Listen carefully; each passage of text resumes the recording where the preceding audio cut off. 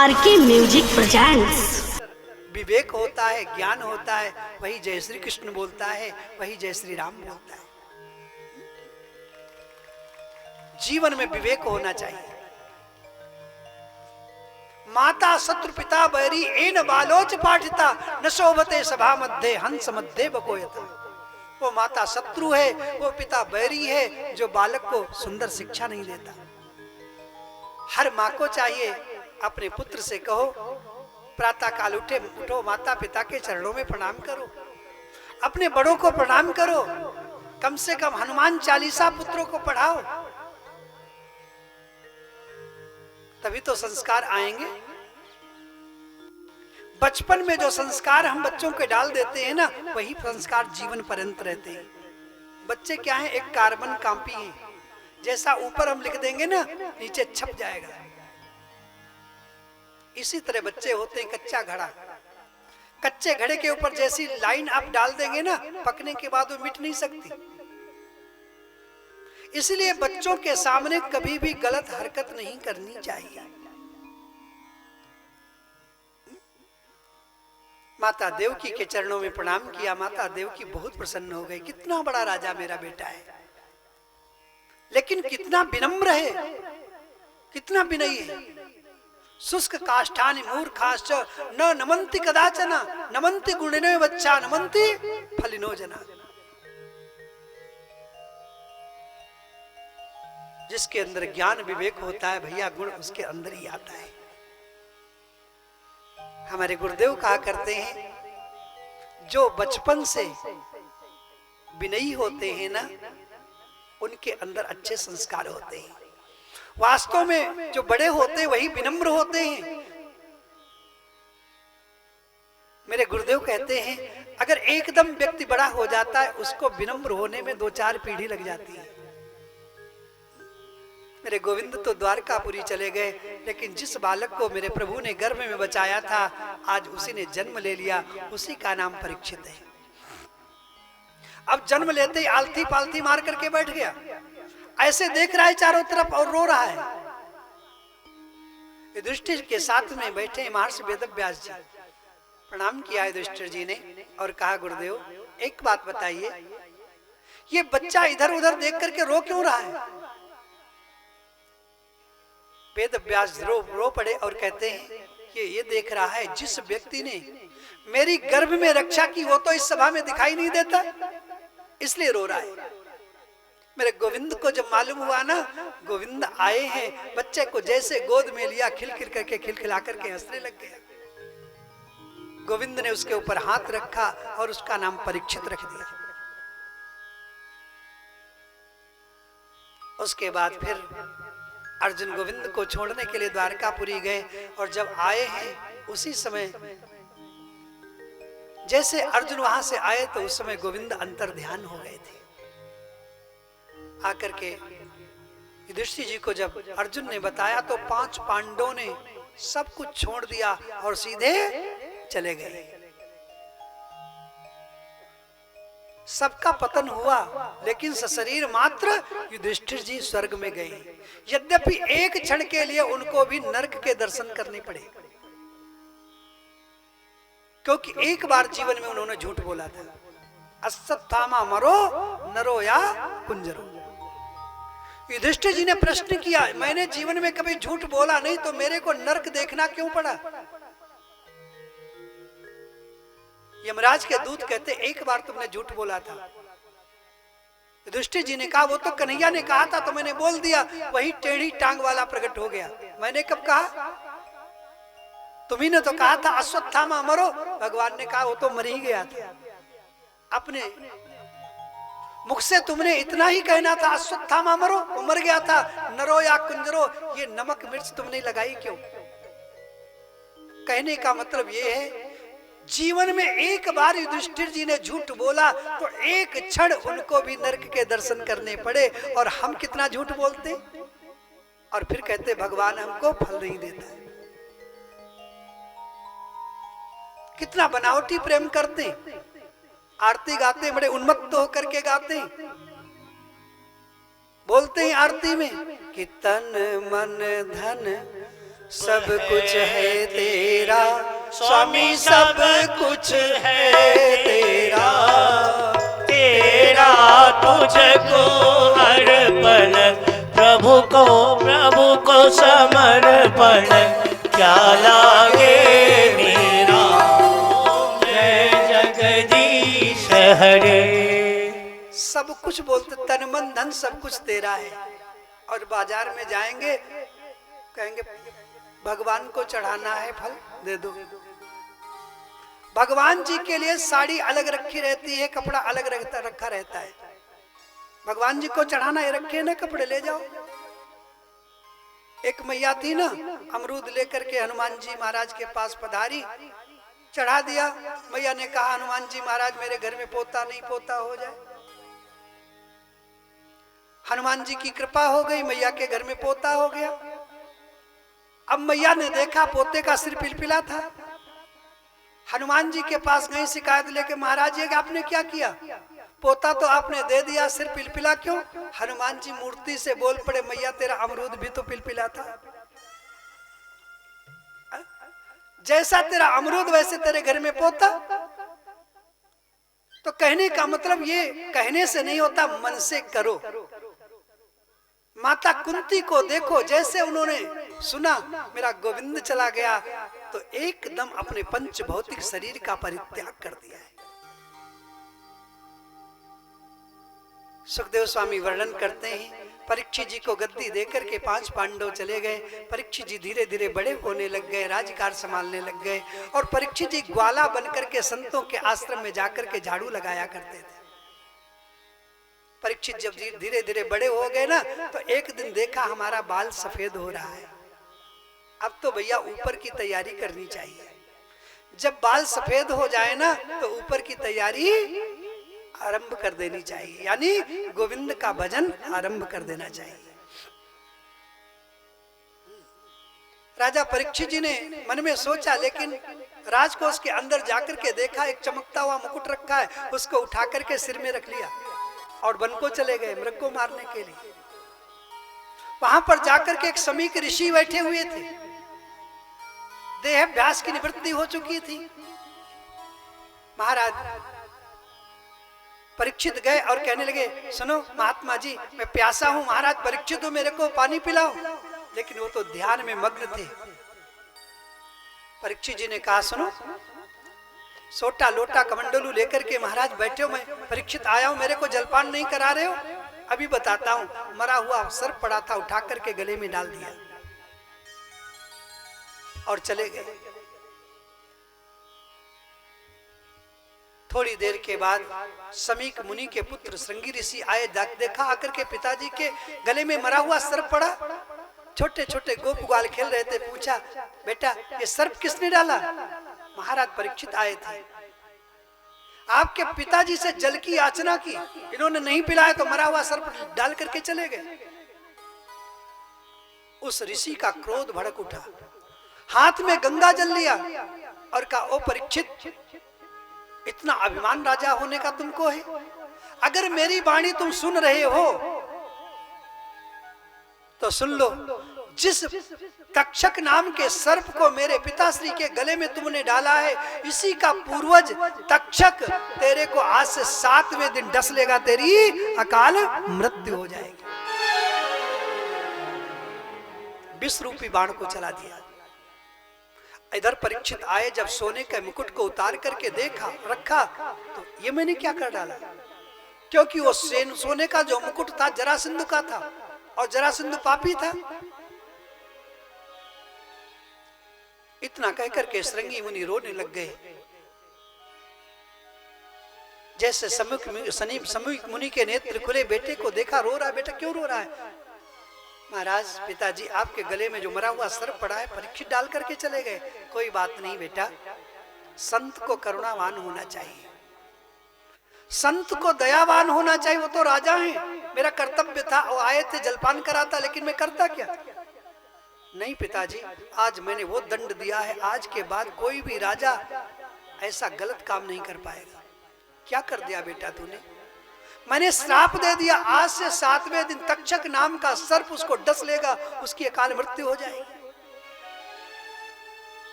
समीक मुनि ने कहा, ये तुमने क्या कर डाला? एक गौरमुख नाम के शिष्य को भेजा है परीक्षित जी के यहाँ। जाकर के जैसे कहा, परीक्षित जी ने कहा, आपके ऋषि कुमार ने अच्छा नहीं किया, 7 दिन में मरने का श्राप दिया, मैं तो एक क्षण भी जीवित नहीं रह सकता। आनन फानन अपने पुत्र को राजगद्दी पर अभिषिक्त किया, सब कुछ छोड़ करके वन को चले गए, अब तो मेरे को मरना ही।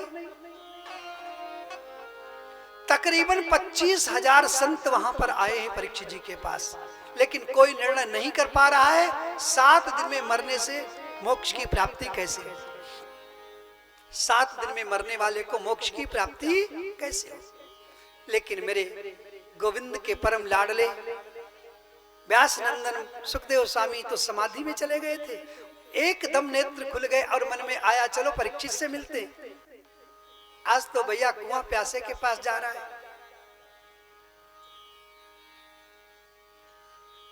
मन में आ गया, परीक्षित जी के पास चलो। तत्रा भवत भगवान व्यास पुत्रो यद्रक्षया कामटमानयोनपेक्षा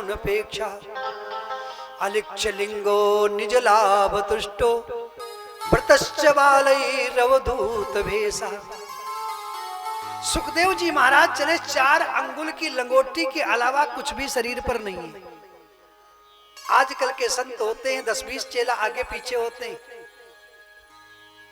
सुखदेव महाराज जब जा रहे हैं ना, तो छोटे छोटे बालक डेला मारते, नंगा बाबा जा रहे, नंगा बाबा जा रहा है। 16 वर्ष के सुखदेव जी राजा परीक्षित जी की सभा में जैसे पहुंचे, जितने संत बैठे थे सब खड़े हो गए और कहते, परीक्षित समझ लो तुमको मोक्ष की प्राप्ति हो गई। बोलो सुखदेव भगवान की जय, सुखदेव भगवान की जय। परीक्षित जी ने सुखदेव जी महाराज के चरणों में प्रणाम किया है और एक ही प्रश्न किया, जल्दी मरने वाले को क्या करना चाहिए। कितना संक्षिप्त प्रश्न। परीक्षित जी अगर चाहते तो सुखदेव जी से ये भी कह सकते थे, मेरी मृत्यु टाल दो, और सुखदेव जी टाल भी सकते थे। लेकिन कितना संक्षिप्त प्रश्न किया, जल्दी मरने वाले को क्या करना चाहिए। सुखदेव स्वामी सुनकर के गदगद हो गए। जल्दी मरने वाले को जो क्या करना चाहिए, परीक्षित तुमने जो प्रश्न किया है ना, अपने लिए नहीं किया, समाज के कल्याण के लिए किया है, समाज के उत्थान के लिए किया है।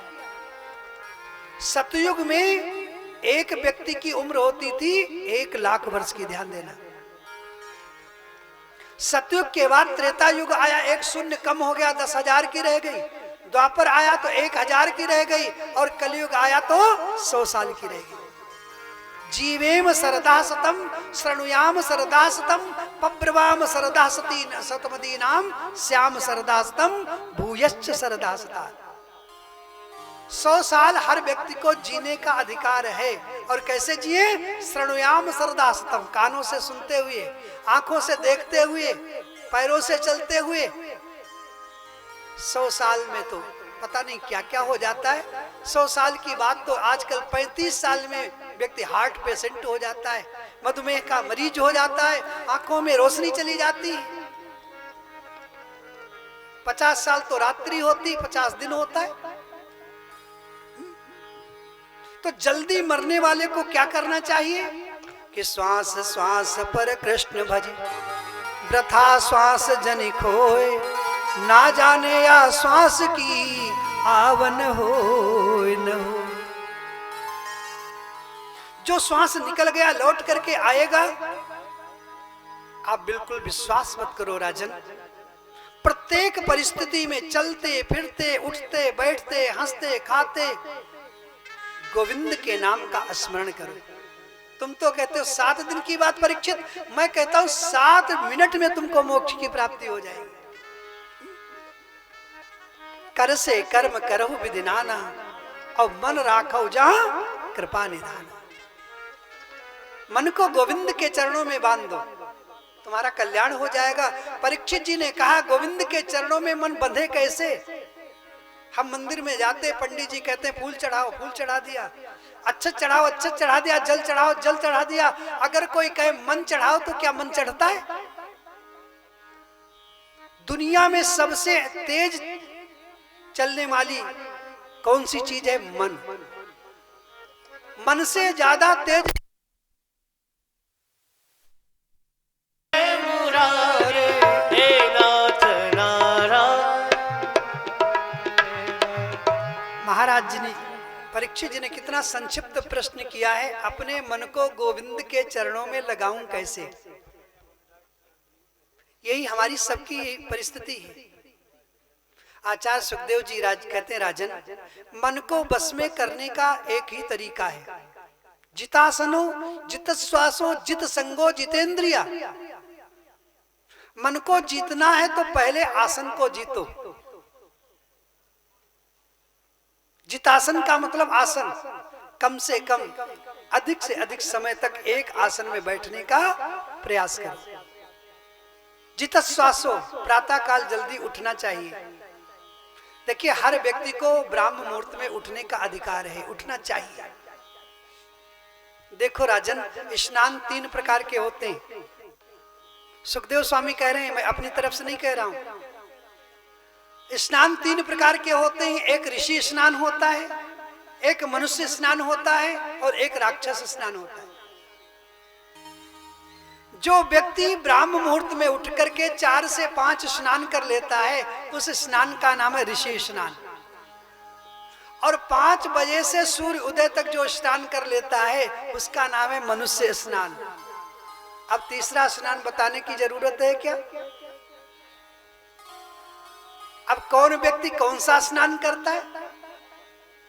पहले लिखा था, कराग्रे वस्ते लक्ष्मी, कर मध्य सरस्वती, कर मूले तु गोविंद, प्रभाते कर दर्शनम। ये जो हमारे हाथ हैं, हथेलियां, इनको दोनों को आगे करो ना, तो कहते कराग्रे वस्ते लक्ष्मी, अग्र भाग में हाथ के लक्ष्मी वास करती है। कर मूले सरस्वती, मूल में सरस्वती, और कर मध्य तु गोविंद, मध्य में गोविंद। इसलिए दोनों हथेलियों को आगे करके प्रणाम करो। दाहिना हाथ धरती माता के ऊपर लगा करके उनको प्रणाम करके दाहिना पैर रखो। अब तो समय बदल गया है। झीनी झीनी चदरिया ओढ़ करके सोते हैं, कहते सुनो चाय बन गई। अब तो भैया कप दर्शन होता है, कर दर्शन नहीं, कप दर्शन होता है। जब हम कप दर्शन करेंगे तो गोविंद की प्राप्ति कैसे होगी? इसलिए कर दर्शन करो। सुखदेव स्वामी कहते जल्दी उठ करके स्नान करो, स्नान करने के बाद प्राणायाम करो। प्राणायाम करने से ब्रह्मरंध्र की शुद्धि होती है। और अच्छे लोगों का साथ करो, विद्वान सत्संगी लोगों का साथ करो। एक महाभारत में बड़ी सुंदर कथा है। मदालसा एक स्त्री थी ना, उसके पुत्र होता, ऐसा सुंदर उपदेश देती, विरक्त हो जाता। पुत्र हो गए, सबको विरक्त कर दिया। नवा पुत्र हुआ अलर्क, तो राजा ने कहा देवी कम से कम इसको उपदेश मत दो ना। कहा ठीक है नहीं दूंगी। एक ताबीज दे दिया, उसमें एक कागज पे कुछ मंत्र लिख करके दे दिया। राजा रानी दोनों जब बड़ा थोड़ा हो गया ना, चल पड़े वन को। तो अलर्क ने कहा पिताजी आप जा कहाँ रहे, आपके बिना कैसे रहूंगा? माता ने कहा बेटा जब ज्यादा परेशान हो जाना ना, तो ताबीज को खोलना, इसमें एक सुंदर सा कागज है, उसमें पढ़ लेना, तुम्हारा कल्याण हो जाएगा।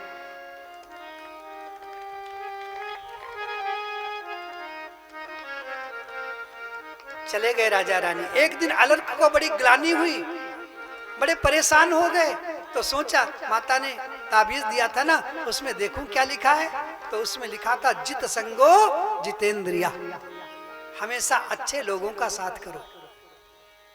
जीवन में कभी भी गलत लोगों के साथ मत करो।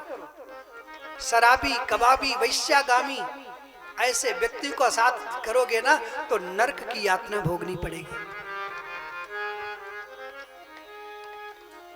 और चौथी बात, इंद्रियों को जीतना, इंद्रियों को बस में करना चाहिए।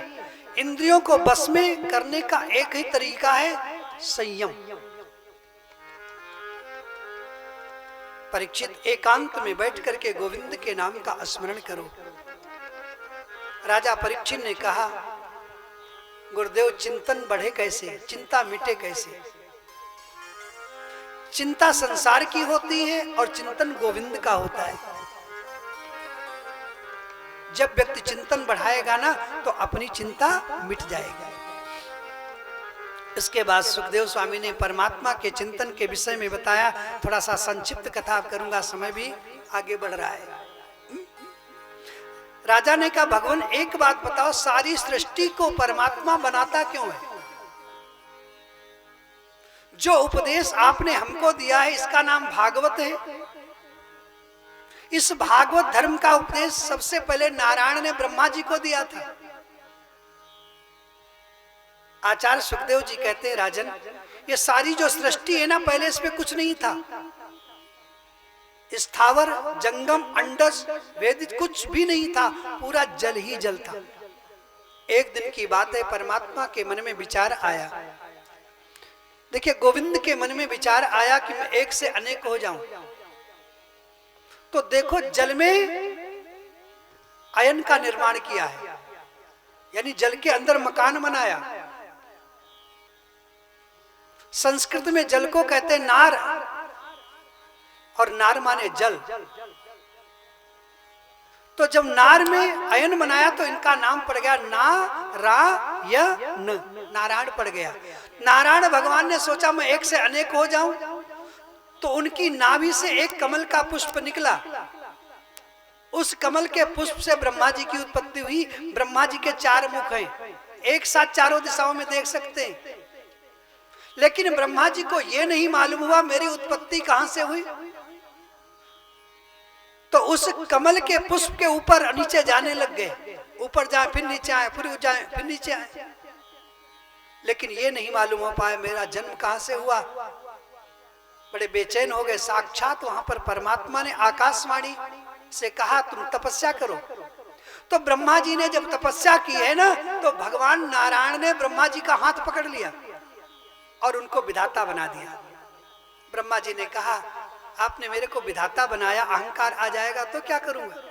भगवान कहते हैं, मेरा स्मरण करना, तुमको अहंकार नहीं आएगा।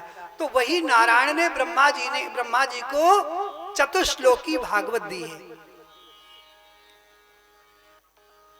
भगवान कहते हैं, ब्रह्मा जी, सृष्टि में केवल पहले मैं था, आज भी मैं हूं। जब कुछ भी नहीं रहेगा तो मैं ही बचूंगा।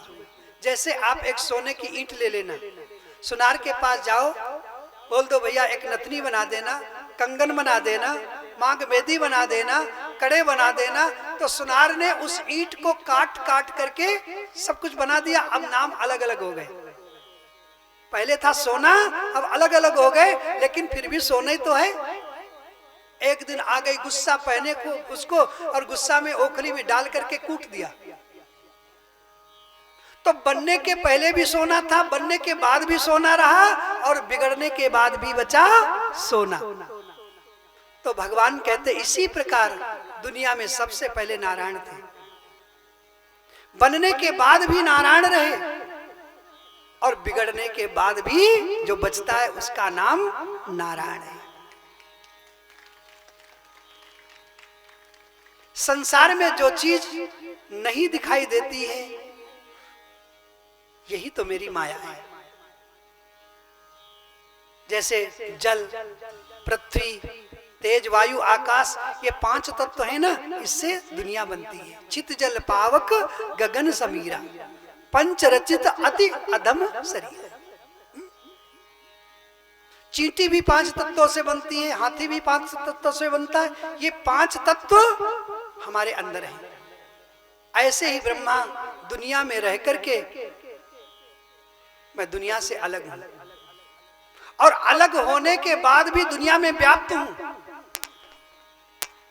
आत्मा के तत्वों को समझने वाले जो जिज्ञासु जन होते हैं ना, अगर इसे ही समझ लें तो ये पर्याप्त है। अनेक रूप में जो सर्वत्र मुझ परमात्मा के दर्शन करता है ना, वही धन्य हो जाता है। भगवान ने कहा, विधाता ब्रह्मा, जो मैं तुमको उपदेश दे रहा हूं इसी का नाम भागवत है। आपको जरा स्पष्ट बता देता हूं भागवत का अर्थ क्या है। जो भगवान का हो जाता है उसका नाम भागवत है। भगवान के भक्त का नाम भागवत है। भगवान के प्रियजनों का नाम भागवत है। एक बात बताओ राजन, भगवान सबसे जल्दी किसको मिलते हैं? राजा परीक्षित जी ने कहा जो 5 बार स्नान करता होगा उसको ही भगवान पहले मिलते होंगे। सुखदेव स्वामी ने कहा नहीं राजन, कि व्याघ्रस्य आचरणम च ध्रुवस्य च वयो विद्या गजेन्द्रस्य का जातिर्विदुरस्य यादव पते उग्रस्य किम पौरुषम कुब्जाया किम तत्र रूपमधिकम किम तत्सुधाम नोधनम भक्त्या तुष्यति केवलम परमया भक्ति प्रियो माधव। यदि 5 बार स्नान करने वाले को गोविंद मिलते तो कोल भील तो भैया 4-4 महीने स्नान नहीं करते थे। और जब राम जी गए ना तो उन्होंने स्पष्ट बोल दिया, अस हमार प्रभु बड़ सेवकाई लेन बासन बसन चुलाई। मैं तो दूसरे का सोटा लोटा कमंडलू चुरा लेता हूं, स्पष्ट बोल दिया, लेकिन मेरे प्रभु ने कोल भीलों को स्वीकार कर लिया। भगवान ये नहीं देखते कौन स्नान करता है कौन नहीं स्नान करता है। तो भगवान उम्र देखते होंगे, किस व्यक्ति के बाल सफेद हो गए चलो उसको दर्शन दे दूं। तो विदुर जी तो 5 साल के थे, ध्रुव जी महाराज तो 5 साल के थे। 5 वर्ष के ध्रुव जी को गोविंद ने दर्शन दिए। भगवान उम्र नहीं देखते। तो भगवान ये देखते होंगे कौन लिखा पढ़ा है, किस व्यक्ति ने पीएचडी की है चलो उसको दर्शन दे दूं। विद्या गजेंद्र से का गजराज कितना पढ़ा था, उसने गो कहा, बिंद तो बाद में कहा जब गोविंद ने आकर के ग्राह के मस्तक को काट दिया। तो भगवान ये नहीं देखते कौन कितनी डिग्री किसके पास है। तो भगवान देखते होंगे कौन व्यक्ति ब्राह्मण है चलो उसके घर में जाकर के उसको दर्शन दूं। तो का जातिर्विदुर से यादव पते,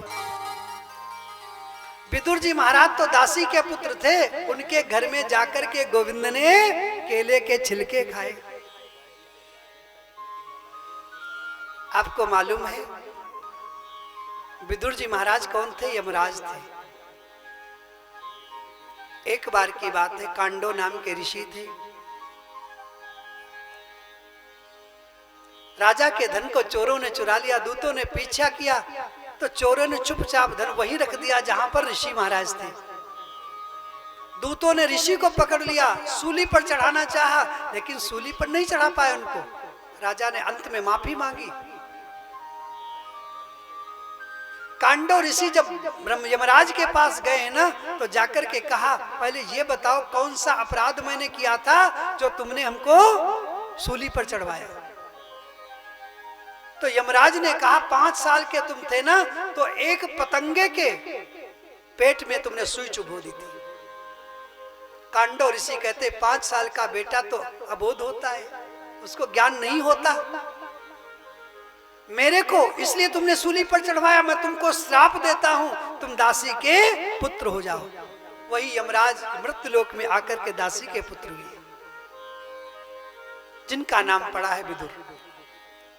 राजा परीक्षित जी ने कहा गुरुदेव मेरे को विदुर जी की कथा सुनाओ। आदरणीय सुखदेव जी कहते राजन, पांडवों के साथ कौरव अन्याय कर रहे थे, लाक्षागृह में जलाने का षड्यंत्र रखा। कौरवों के पिता का नाम धृतराष्ट्र। विदुर जी आए, समझाने लग गए। उसी समय दुर्योधन आ गया। खरी खोटी विदुर जी को कहा, विदुर जी ने सब कुछ छोड़ दिया और पर्णकुटी में चले गए। केले के जहां पर वन थे वहां पर जाकर के छोटी सी पर्णकुटी बना करके रहने लग गए और 12 वर्ष तक विदुर जी ने व्रत किया है। 12 वर्ष के बाद गोविंद की रथ यात्रा जा रही है। आज विदुर जी बहुत प्रसन्न है और विदुरानी से कहते हैं देवी देखो ना मेरे गोविंद की रथ यात्रा जा रही है। आज मेरा द्वारकेश शांत दूत बनकर के जा रहा है। विदुरानी कहती आपका तो मंत्री पद है नहीं जो आप दर्शन कर पाएंगे।